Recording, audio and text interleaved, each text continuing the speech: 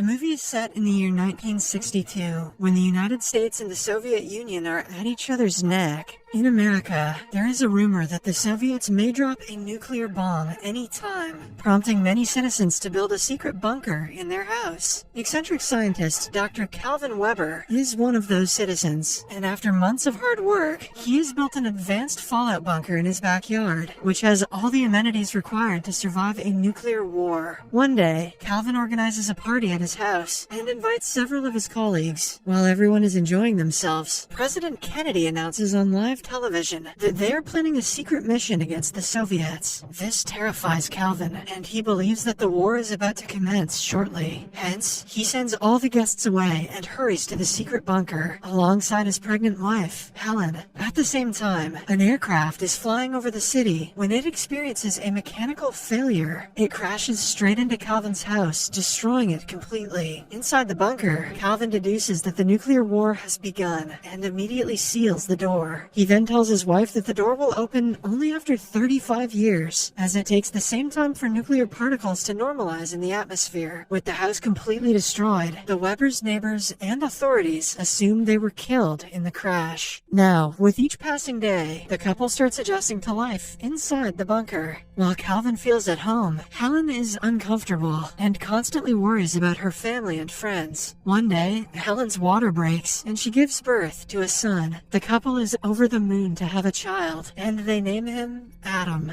In the following scene, we see a bigger view of their bunker. It is stocked to last for 35 years, including a fish tank, fuels, a well-facilitated lounge area, and a mini-mart full of food. As time passes, Calvin homeschools his son and teaches him about the history of America. He wishes his son could one day rebuild the country as it was before. The movie then skips to the summer of 1965, when a team of construction workers cleans out Calvin's destroyed ground and builds a diner. Cut to 10 more years. It is now the autumn of 1975. Adam has grown into a kind and generous boy who likes spending time with his parents. He takes regular boxing classes from his father and dance classes from his mother. Meanwhile, the diner becomes a pizzeria and then a nightclub. In the basement, Calvin continues to teach his son about various topics. He explains about the stock market and gives lessons in French and Latin. While they talk, Calvin compliments his son's incredible sense of humor. One day, Calvin gives Adam a collection of his baseball cards and explains to him about sports. The movie then skips to the summer of 1995, where Calvin and Helen celebrate their son's 33rd birthday. Adam is a grown man now, who desires to find a partner for himself. Next, it's 1997, and the bunker has reached its maturity. Finally, after 35 years, the bunker's door automatically unlocks itself, and the family excitedly goes to check. Calvin insists that they wait for the night and let him check first, since they don't know about the present world outside. Above the bunker, the diner has now become a home to beggars. While the beggars are drinking, there's a sudden shaking of the ground, and they think it's an earthquake. However, it turns out that Calvin has come up to the surface with a radiation suit on, and seeing him, one of the beggars falls unconscious. Following this, Calvin ventures out into his old neighborhood, only to find out that it has completely changed. He sees people playfully pointing guns at him, and even stumbles into an adult video store. Realizing that his neighborhood has degraded, he becomes worried and returns to the bunker. At the dinner table, he shares with his family that although the ground above is breathable, it has become a post-apocalyptic wasteland of irradiated mutants. As a result, they must continue living underground. Helen, who at this point has become sick of living in the bunker, starts arguing. She mentions that no matter the people above, she wants to come out of their cooped shell and wants Adam to see the blue skies, touch the oceans and grass, and visit the mountains. Despite the inspiring speech, Calvin still insists that they stay underground. But as he is arguing, he suffers a heart attack. With supplies running out and Calvin falling ill, Helen wants Adam to go outside and get whatever they need for 2 years or so. She gives him a list of grocery items and tells him that it would be wonderful if he can find a girl, one who's not not a mutant. Before leaving, Calvin advises Adam to not enter the adult video store, claiming that it has harmful levels of radiation. Actually, he is just trying to keep his son away from vulgarity. 35 years old is too young to experience your first boner, son. After a while, Adam packs his handbag and leaves the bunker for the first time. On the surface, he comes across the beggar, Melker, who encountered his father the previous night. While Adam marvels at the outside world, Melker starts worshipping Calvin and the elevator through which he and Adam made their way out. Melker thinks of them as some divine power that has struck his life to change his fate. Melker's been drinking too much Listerine. Meanwhile, Adam finally sees the blue sky above and waves at people in the streets as he is seeing them for the first time. He's stunned to see a woman of color and greets her excitedly. Next, he stumbles upon the same adult video store his father had warned him about, so he quickly covers his nose and urges others to do the same. Later, Adam gets on a bus, but he is scared to feel the vehicle moving. He speaks as per his taught knowledge, but that apparently doesn't fit with the normal life at present. The passengers on the bus think that he is crazy, and the bus driver even gives him a weird stare. After a while, Adam finally arrives at a grocery store and strolls around to pick up the items his mom had listed for him. When he goes to buy meat, the butcher tells him that if he makes a larger order, it would be directly delivered to his house. Hearing the word house, Adam realizes that he has forgotten the way back to his bunker. Worried, he desperately looks around the city for his bunker's location, but doesn't find any sign of it. By this point, his cash is almost run out, so he tries to sell his father's classic baseball cards at a hobby shop. The shop owner concludes that Adam is crazy for trying to sell the cards for a surprisingly low price, so he offers to buy the whole pack for just $500. Just then, the shop's assistant, Eve, approaches the two and stops the owner from cheating. She informs Adam that each of his cards costs at least $6,000, as they are all extremely rare. She then berates her boss and quits her job on the spot. Witnessing all this, Adam is instantly smitten with her. After coming out of the store, he begs Eve to drive him to the Holiday Inn restaurant, as per his mother's instructions. At first, Eve refuses, but when Adam promises to give her 2 cards in return, she agrees. Soon, the two arrive at the hotel, but before Adam can say anything, Eve returns home.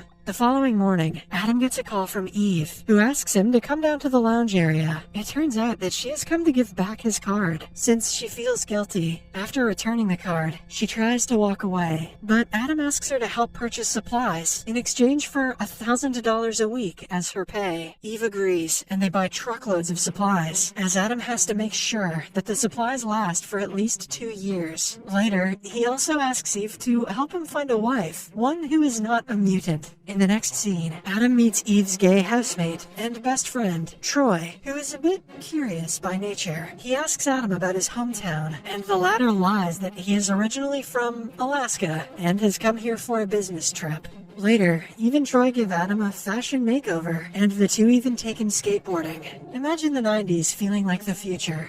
Next, Adam gets the chance to see the ocean for the first time, and he excitedly dives into the water and enjoys himself. He also attends a baseball game and shouts in excitement that he finally knows what his father was talking about. One day, it starts raining, and Adam feels the rainwater for the first time in his life. Eve urges him to return to the house, but Adam wants to keep experiencing the wonderful feeling. Out of nowhere, he hugs Eve tightly, implying that he is enjoying life in the real world, and that perhaps he has finally achieved his first boner. Later that evening, Eve and Troy take Adam to a 1940s swing-style nightclub to find him a wife. They advise him to be himself while approaching women. Surprisingly, Adam attracts the attention of several women, including Eve's nemesis, Sophie. When he and Sophie start to get along, Eve feels uncomfortable and drags Adam away to a table. She then recommends that he look for a sweet girl instead of Sophie. After a while, Adam approaches a girl and they soon get along when he asks her for a dance. In no time, Adam woos the crowd with his exemplary dancing skills, as he has had years of practice inside the bunker. Oh yeah, he got it from his mama. Meanwhile, a jealous Eve reconnects with her ex-boyfriend, who pokes Adam into an argument. However, he soon regrets it when Adam demonstrates his boxing skills, having trained every single day with his father in the bunker. Because of all the commotion, Eve gets irritated and decides to abandon Adam and return home. A while later, Troy also arrives and informs Eve that Adam left the club with Sophie. Hearing this, Eve storms out of the house and gets in her car to go get Adam back. Just as she is about to drive off, Adam suddenly knocks on the door, startling the life out of her. Following this, the two return to the house, and Adam explains that he politely rejected Sophie, as he could only think of Eve. He then expresses his love for her, and the two finally kiss. Now, with Eve by his side, he decides to tell her about his past. He reveals that he lived in a fallout bunker with his family for 35 years, and is seeing the outside world for the first time. He also expresses his desire to make Eve his wife, and take her to the bunker so that they can live a happy life. However, Eve thinks he is crazy, and asks him to leave. The following day, while learning to drive a truck with Troy, Adam spots the adult video store from earlier, and finally discovers his bunker's location. He hurries back to Eve's house to tell her about his finding, but he notices two psychiatrists waiting for him there. Adam initially cooperates, but escapes after giving Eve and Troy the key to his hotel room. He asks them to take all the cards and pay his hotel bill before driving away in a truck. A while later, Troy and Eve reach Adam's room in the hotel and find clothing, toothpaste, and other items from the 1960s. They also come across some valuable stock certificates of Adam's father, which are now worth millions. With this, they conclude that Adam is not crazy, and he was actually telling the truth the whole time.